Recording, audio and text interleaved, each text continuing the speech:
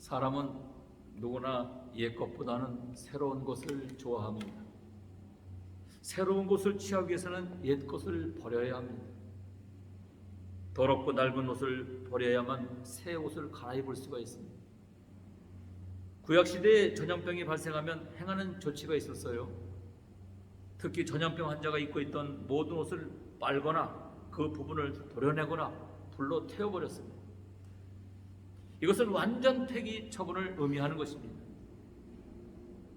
바울이 말한 이 옛사람을 버린다는 것은 나의 나쁜 습관, 악한 행실을 계속 지니고 있어서는 안 될 지난날의 모든 버릇을 완전히 옷을 벗듯 벗어버리라는 의미입니다. 오늘 여러분의 인생 속에 바꿔야 할 것이 있다면 무엇이겠습니까? 오늘 성령 하나님은 저와 여러분에게 말씀하고 계십니다. 옛날의 생활 방식, 또 거짓된 욕망으로 부패한 옛 사람을 벗어버리고 마음과 정신을 새롭게 하여 새 사람을 입으라고 말씀하고 있습니다. 내 삶에 바꿔야 할 것은 옛 사람을 벗어버리는 것입니다. 옛 사람은 예수님이 십자가의 사건에 내 마음에 들어오기 이전 사람입니다. 예수님의 십자가 사건이 믿어지지 않는 사람은 그분은 아직 옛사람 가운데 있는 거예요. 옛사람의 특징은 영적인 영역을 알아차리지 못한다는 데 있습니다. 그래서 육적인 영역, 감정적인 영역, 그리고 이성적인 영역을 이야기하면 알아듣고 반응을 합니다. 예를 들면 교회 왔을 때 착하고 바르게 살아야 한다, 남을 위해 도우며 살아야 한다 등의 이런 이야기를 들으면 동의를 합니다.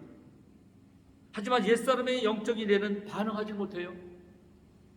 우선 성령으로 거듭난다는 의미를 알지 못하고 성령의 인도하심과 성령 하나님의 우리 가운데 역사하신다는 말의 의미를 도대체 알지를 못해요. 이러한 내용을 듣고도 모르는 이유는 아주 분명합니다. 옛사람의 영이 죄로 인하여 죽어 있는 상태이기 때문입니다. 성경은 그러한 것에 대해서 다음과 같이 기록하고 있습니다. 십자가에 죽으신 예수께서 허물과 죄로 죽었던 너희를 살리셨도다. 그때 너희는 그 죄와 허물 가운데서 행하여 이 세상 풍조를 따르고 공중의 권세 잡은 자를 따랐으니 곧 지금 불순종의 아들 가운데 역사하는 영이라는 것입니다. 우리 모두의 상태가 예수님의 복음을 듣고 죄를 회개하여 그 영이 살아나기 전까지는 허물과 죄로 죽어 있는 상태인 것입니다. 그런 옛사람에게 하나님께서 어느 날 복음이 들려지게 하셨습니다. 즉 자기가 원해서 들은 것이 아니라 하나님께서 그 사람을 구원하시고자 복음이 들려지도록 기회를 만드신 것입니다. 이에 대해서 성경은 복음으로 너희를 불렀다라고 증언하고 있어요. 복음으로 너희를 불렀다. 오늘날 현대인들의 문제점은 죄에 대한 감각이 둔해져서 죄의 가책을 모르고 있다는 문제입니다. 죄의 가책을 몰라요. 주위를 범하는 것도 처음에는 불안하고 두려운데 계속 보면 양심이 마비돼 감각이 둔해버렸어요.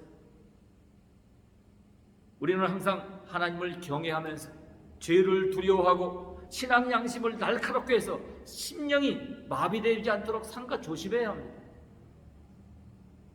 그래야만 성령의 감동이 있고 새 생명의 역사가 일어나는 것입니다.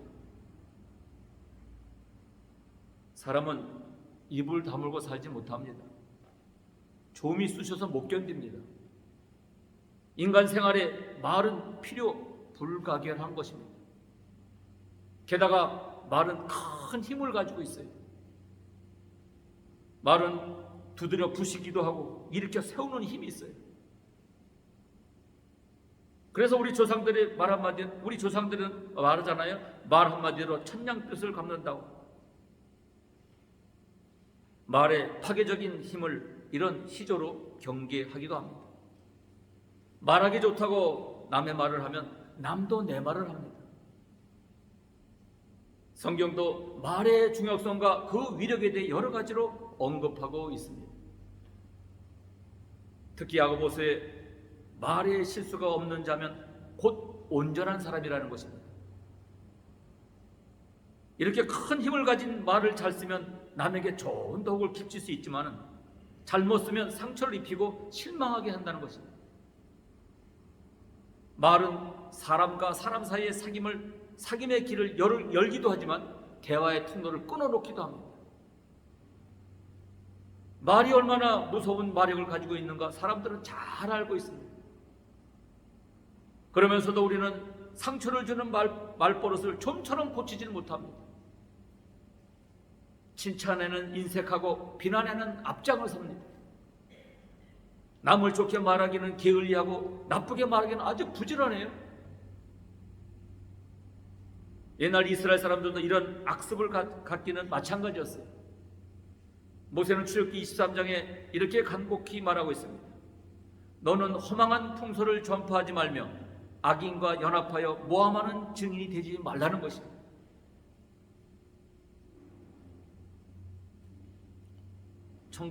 1990년도에 미국은 사망의 폭풍이라는 이라크 전쟁이 있었습니다. 이라크가 쿠웨이트를 강제 점령하게 되자 미국을 중심으로 한 다국적군이 이라크를 침공해서 2개월 만에 완벽한 승리를 거둔 적이 있습니다. 이 전쟁 가운데 미국과 다국적 연합군은 이라크에 아주 미비한 피해만을 겪게 되었습니다. 그런데 한 가지 이상한 것은 미국과 다국적 연합군의 사상자는 이라크와의 전투에서 생긴 것은 별로 없고 연합군 내 포대원들의 실수로 인해서 사상자가 발생했다는 것입니다. 이런 어처구니 없는 실수로 인해 사상자와 연합군의 지휘자들이 당혹하게 만들었다고 합니다. 사실 이런 어처구니 없는 일은 우리 주변에도 얼마든지 일어나고 있습니다. 특히 오래전에 한국의 IMF 이후에 각 기업의 구조조정과 기업 환경 개선 노력들이 이어졌다고 합니다. 그리고 그 모 그룹의 해체되는 과정을 보면서 한국 경제 발전에 커다란 역할을 감당했던 이 재벌 기업이 불투명한 재정 운영과 임직원들의 개인 비리 등이 결국 이 기업을 무너뜨리게 된 계기가 되었다는 것을 알게 되었습니다. 이처럼 기업이나 단체나 기관의 흥망성쇠가 내부의 문제에 깊이 관련되어 있음을 알게 되었습니다. 그렇다면 오늘날 교회라는 믿음의 공동체는 어떻습니까? 교회는 예수 그리스도의 고백하는 신앙들이 모여있는 믿음의 공동체입니다. 세상에 있는 그 어떤 기관 달리 이 믿음의 공동체는 개인적인 이해관계나 물질적인 목표나 동기 등이 존재하지는 않습니다. 그런데 이 믿음의 공동체를 어지럽히고 질서를 파괴하고 결국에는 이 공동체를 무너뜨리는 요소는 무엇일까요? 교회를 파괴시키는 최고의 적은 교회 안에 있는 각 성도들의 잘못된 말과 행동에 있습니다. 사탄이 교회를 향해 쏘아대는 공격이나 세상의 타락이나 유혹을 비교할 바가 되지 않습니다. 교회를 구성하고 있는 각 성도들이 무심코 던진 말, 사려 깊지 않은 행동, 생각들, 이런 것들이 믿음의 공동체 일원인 다른 지체들의 가슴을 아프게 하고 상처를 내고 결국은 살아있는 유교체인 교회라는 그 그리스도의 몸이 상처투성이가 되어 쓰러지게 만든다는 것입니다. 교회에 다니지 않는 불신자들 가운데 많은 수의 사람들이 교회 안에서 신앙생활 하던 중에 다른 성도들에게서 상처를 받은 사람들이 그 아픔 때문에 신앙생활을 그만두고 교회와 신앙생활의 회의를 느낀 나머지 교회를 떠난 사람들이, 그들은 서로 싸우고 헐뜯고 비난하는 교인들을 보면서 그들 자신이 왜 이 싸움의 한복판에 있어야 하는가에 대한 회의를 하면서 결국은 교회를 멀리한다는 것입니다. 혹시 우리 교우 가운데도 교회 안에서 다른 성도들 때문에 이런 마음과 영혼의 상처를 경험한 분이 계십니까? 아니, 더 중요한 질문은 얼마나 자주 여러분은 교회 안에 있는 다른 성도들의 마음과 영혼에 이런 상처를 주고 계십니까? 험담과 가시돋친 비판, 그리고 남들의 입장을 전혀 고려하지 않는 이 자기위주의 판단들, 이런 모든 것들이 교회 안에서 교인 간에 서로 오고 간다면 그것으로 인한 상처와 아픔 때문에 그 영혼과 그 교회는 점점 건강을 잃게 되고 끝내는 믿음의 공동체가 파괴된다는 사실입니다. 남에게 상처를 준다고 하는 것, 이것을 세 가지 면에서 생각해보면 첫째는 정신적인 괴로움을 준다는 것입니다. 둘째는 상대방이 가지고 있는 생활 리듬을 깨트린다는 것이에요. 셋째는 영적인 면에서 은혜를 떨어뜨리게 하고 멀리하게 한다는 것이에요. 교회 밖에서 받는 상처를 교회에 와서 위로받고 치유받을 수 있는데 치유를 기대하고 교회 왔다가 교회 안에서 경험하는 이 상처를 어떻게 해결해야만 하겠습니까? 오늘 우리가 읽은 이 본문은 세 사람이 갖춰야 할 덕목을 분명히 말씀해주고 있습니다. 그런데 이 두 번째 세 사람의 덕목은 모두가 말과 관련된 것들입니다. 즉 말에 실수가 없거나 자신의 말을 통제하는 것이 세 사람의 인격을 갖는 첩경이 된다는 것입니다. 사람이 자신의 입과 말을 통제할 수 있다면 그는 자신의 전 인생의 보호를 할 수 있다고 그랬어요. 그래서 잠언 기자가 말합니다. 입을 지키는 자는 그 생명을 보존하나 입술을 크게 벌리는 자에게는 멸망이 오느니라고 말하면서 입과 말의 조절을 강조하고 있습니다. 야고보 3장 2절에는 우리가 다 실수가 많으나 만약 말에 실수가 없는 자면 곧 온전한 사람이라 라고 말하고 있습니다. 일반적으로 말을 많이 하는 사람이 실수를 자주 합니다. 말을 자주 많이 하게 되면 그 말의 가치는 형편없게 떨어진다는 것이죠. 그리고 말을 많이 하면 자칫 상대방에게 상처를 가져다 준다는 것입니다. 오늘 본문 29절에 말씀합니다. 무릇 더러운 말은 너 입 밖에 내지도 말고 오직 덕을 세우는 데 사용되는 대로 선한 말을 하여 듣는 자들에게 은혜를 끼치게 하라는 이 말, 은혜의 말, 덕을 세우는 말, 선한 말을 하라는 말씀이죠. 사람들은 늘 자신이 퍼부어된 말을 기억하면서 후회를 합니다. 조절되지 않는 자신의 말들 때문에. 어떤 사람은 입을 열기만 하면 남을 비판하는 말, 깎아내리는 말, 불평하는 말만 해요. 또 어떤 사람은 더러운 말, 욕하는 말 거침없이 내뱉습니다. 그런데 이런 사람도 교회 출석은 또 잘합니다. 성경 공부도 하고 각종 예배 훈련도 잘 받아. 잘 듣는 것 같은데 그의 입의 말 때문에 받은 은혜를 다 또 쏟아버려요. 쓸데없는 말, 쓸모없는 말, 더러운 말, 헛된 말을 함으로써 받은 은혜를 다 허공에 날려버려요. 상대방의 가슴에 상처를 남겨요. 조절되지 않는 말들 때문에 말입니다. 오늘 우리가 살아갈수록 어렵게 느끼는 것 중에 하나가 바로 이 말입니다. 상대방에 대한 분노를 담고 있을 때 입에서 나오는 이 화의 말, 그 상대방에 대한 비난하는 말, 떠들어대면서 해방하는 말, 이 모든 것이 너무도 통제되지 않을 채 우리 입에서 그저 쏟아져 나오지 않습니까?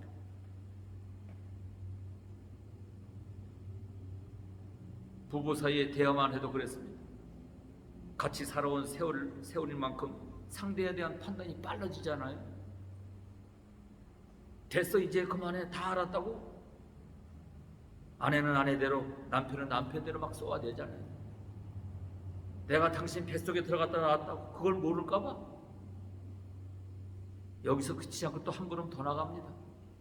당신 집안 식구들 다 그렇지 뭐 집안까지 들먹이요. 거침없이 내뱉는 말에 아내는 아내대로 남편은 남편대로 가슴에 상처의 자국이 남습니다. 무심코 던진 한마디가 아내의 마음에 남편의 마음에 상처가 되기도 하고 위로와 용기가 되기도 합니다. 하루는 아내가 음식을 짜게 만들었어요. 맛을 본 아내가 미안해서 남편에게 음식이 짜다고 말합니다. 그랬더니 남편이 하는 말이 여보 직장에서 열심히 일했더니 땀을 많이 흘렸거든. 염분이 필요한 것 같아. 몸에도 막 힘이 쏟는 것 같아. 당신 정말 잘했어. 최고야. 칭찬을 해. 이렇게 아내를 위로하고 격려하는 남편이 있는가 하면 어떤 남편은 아니 이거 완전히 소금 소태네. 이걸 음식이라고 만들었어? 성인병 걸려 일찍 죽으라는 거지 뭐야? 아니 세상에 어떤 아내가 남편이 성인병 걸려 죽게 하려고 음식을 만들겠습니까? 다음번에는 음식이 너무 싱겁게 되어서 아내가 미안하다 하자 남편은 여보 싱거운 반찬이 성인병 예방에 좋잖아. 하루 종일 밖에서 짠 음식을 먹었더니 집에 먹는 이 반찬이 훨씬 맛있는 걸 라고 아내를 위로합니다. 그런데 어떤 남편은 아니 이걸 음식이라고 간을 맞춰서 어디 이거 먹겠어? 아 밖에 나가서 매일 사 먹고 다녀야 이러고 말해요. 애쓰는 아내의 정성을 한순간에 무시해버려요. 간단한 말 한마디인 것 같지만 마음에 상처가 되기도 하고 위로가 되기도 합니다. 부모가 아이들을 혼낼 때도 마찬가지예요. 너 누구 닮아서 그러니? 꼴 좋다. 너 때문에 아빠 엄마 창피해서 얼굴 두고 다닐 수가 없다. 남의 말 하는 게 아니고요. 우리 집안 얘기하는 거예요. 우리 딸이요. 우리 어머니가 생전에 계실 때 아들 위주로 우리 딸이 지금 하는 말이 있어요. 아들 키웠다. 옛날 어른들 그랬잖아요. 옛날 어른들 아들 위주로. 나무나 돌돌로 맞은 상처는 시간이 지나면 새살이 나와서 상처가 아물게 되는데 그러나 말로 던진 화살은 가슴속에 박혀서 그것이 지워지지 않고 상처는 오래 남는다는 것입니다. 자주 부모로부터 비아냥거리는 말, 무시당하는 말, 자존심 상하게 하는 거친 말을 듣고 자란 아이들 가슴속에는 지워지지 않는 상처로 인해서 낮은 자존감, 부모에 대한 반항심, 실패에 대한 두려움, 공포심 등이 자라게 된다는 것입니다. 목회를 하다 보면 간혹 교회 안에 아주 다혈질적인 교인들을 만나게 됩니다. 앞뒤 가리지 않고 한바탕 실컷 해대고 나서는 그런 사람들이 공통적으로 하는 말이 있어요. 나는 뒤끝이 없다고.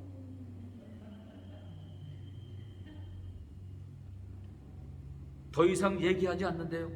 그러나 생각해보면 이 말이 얼마나 어이없는 말인지 알게 되고 불같은 성격으로 상대방에 대한 분노나 비난을 다 퍼부어대놓고서는 그 자신의 가슴속에 불이 있다는 것이에요. 그리고 그 불 때문에 그 본인의 가슴이 화상을 입을 것이고 또 그 불을 밖으로 내뿜었으니 듣는 사람들이 또한 화상을 입었을 텐데 어찌 뒤끝이 없단 말입니다. 이미 엎질러지고 상처를 줄 거 다 주었는데 뒤끝은 없다고 더 이상은 얘기하지 않는다고 해봤자 무슨 소용이 있겠냐는 것입니다. 오늘 본문 31절에 5가지의 옛사람의 성품을 소개하고 있습니다. 악독, 노함, 분냄, 떠드는 것, 회방하는 것. 그러나 새 사람의 성품이 32절에 있습니다. 서로를 인자하게 대하며 불쌍히 여기며 서로를 용서하는 마음을 가지라는 것입니다. 그런데 구원받은 그리스도의 가슴속에 더러운 말, 악독과 분냄과 노함과 떠드는 것과 회방하는 마음이 있게 되면 우리 안에 있는 이 성령을 근심케 하는 결과가 나온다는 것이에요. 성령님은 우리가 좋은 말, 사랑하는 말, 전도하는 말, 기도하는 말, 봉사하고 헌신한 그런 말을 하라는 거죠. 가능하면 교회 안에서는 세상적인 얘기조차도 대학거리를 삼지 말아야 할 것입니다. 교회 안에서는 성도 간에 서로 인자한 마음을 가지고 서로를 불쌍히 여기면서 서로의 허물을 덮어주려고 애쓰는 노력들만이 있어야 할 것입니다. 새 사람의 모습은 성령으로 거듭난 성령의 사람을 의미합니다. 이런 성령의 사람들은 서로를 이해하고 용서하는 사랑의 공동체를 이루어 나가는 것입니다. 이런 새 사람의 성품이 교회 안에 있는 모든 성도들에게 있을 때 이런 교회는 절대로 내분이 일어나지 않습니다. 그 어떤 외부의 시련이 온다 할지라도 이런 새 사람의 인격이 가져다주는 내적인 일치는 교회를 더욱 강하게 만들어주는 것입니다. 그리스도를 계속 알아가고 계속 그리스도를 전하는 일이 신앙생활입니다. 행실과 변화되는 삶을 통해서 그리스도를 알리고 그리스도의 향기를 나타내는 것입니다. 또한 옳게 사는 것입니다. 과거에는 자기 욕심대로 살고 물질 따라 살았으나 하나님 앞에서 바로 서고 사람 앞에 대하여서 바로 하고 의리를 지키며 의롭게 살아가는 거예요. 진리대로 참된 지식 가지고 진실되게 살아가는 것입니다. 골로새 3장 10절에 말합니다. 새 사람을 입었으니 이는 자기를 창조하신 자의 형상을 쫓아 지식에까지 새롭게 하심을 받는 자니라 라고 했습니다. 성도는 그리스도를 아는 지식에까지 새로워져서 하나님께 합당한 진리의 말씀대로 순종하며 실제로 진실한 자가 되도록 힘써야 하는 것입니다. 믿는 성도가 진리를 생명 삼고 그걸 진리대로 살 때 진실한 자가 되는 것입니다. 옛날에 그 사람 믿음 좋다 하면 진실한 자라는 뜻으로 통했어요. 그러나 오늘날에 믿음 좋다 하면 열심 있는 자로 가리키게 됩니다. 그러나 진실과 열심은 다릅니다. 진리대로 살지 못하면서 열심냈다가는 아주 낭패를 만날 수가 있어요. 옳은 진리대로 진실하게 살면서 열심을 내는 성도가 되어야 할 것입니다. 최후의 승리는 진실에 있습니다. 계시록 17장에 말합니다. 저희가 어린 양으로 더불어 싸우려니와 어린 양은 만주의 주시요 만왕의 왕이시므로 저희를 이길 터이요 또 그와 함께 있는 자를 곧 부르심을 입고 빼내심을 얻고 진실한 자들은 이기리로다 라고 말씀합니다. 나를 위해 죽으신 예수님 때문에 나의 말하는 습관을 바꿔보는 것입니다. 성령 하나님은 오늘 이 시간 저희들에게 앞으로는 비난, 비방, 뒷말하던 삶을 갖고서 각 개인의 영적 부흥을 원하시는 하나님의 뜻을 쫓아서 격려와 사랑과 지지와 덕을 세우는 말을 살라고 명하고 있는 것입니다. 덕을 세우는 말을 하며 살아가겠습니다. 가정을 세우며 작은 공동체를 세우며 살아가겠습니다. 듣는 자에게 은혜를 끼치는 말을 하며 사는 저와 여러분들이 되어야 하겠습니다. 사람들은 사랑받는 것을 다 잊어버리고 섭섭한 것만 기억하는 습성이 있다고 그래요. 은혜 받은 것은 9인데 섭섭한 것은 하나만 바라보면서 원수처럼 대한다는 것입니다. 사람들이 어떤 때 분노를 바랍니까? 기대 관리를 잘못하면 분노를 찾아옵니다. 잘못된 기대 속에서 실망하고 분노하는 것입니다. 사람에게서 지나친 기대를 할 때가 많습니다. 어떤 사람은 목사에게서 하나님의 영광을 보려고 해요. 어떤 사람은 교인에게서 천사의 흔적을 찾으려고 한다고 해요. 그러나 목사도 집사도 교인도 다 사람이에요. 다 넘어질 수 있습니다. 불완전하죠. 그럼에도 실망하지 말아야 할 것은 주님께서 공동체를 함께 지켜주시고 계시기 때문에. 따라서 우리는 오직 주의 부르심을 받은 성도답게 말씀으로 주 앞에 순종하며 하나님 앞에 치유받으면서 주님께서 우리를 다스리도록 내 자신을 내어놓고 말씀을 따라 우리 자신을 변화시켜 나가는 새 사람으로 거듭나야 될 줄로 믿습니다. 영혼을 준비하는 사람은 모든 것을 준비하는 지혜가 필요합니다. 되는 대로 막연하게 살지 말고 언제나 심령을 새롭게 되어 미리 준비하는 지혜로운 인생을 살기 위해서 지혜를 구해야 합니다. 2022년 한 해를 무엇보다 심령으로 새롭게 되었어요. 시간을 따라 느끼는 네오스적 새로움이 아니라 날마다 자신을 돌아보며 본질적으로 새롭게 되기를 애쓰는 카이노스적 새로움을 바라보는 삶을 살아야 할 것입니다. 범사에 올바른 선택을 하고 건전하고 생산적인 자세를 가지고 하나님의 원리를 따라서 하나님의 지혜를 구하면서 2022년 날로 새롭게 참되게 살아서 착하고 충성된 종이라 칭찬받는 여러분 모두가 되시기를 주님의 이름으로 축원드립니다.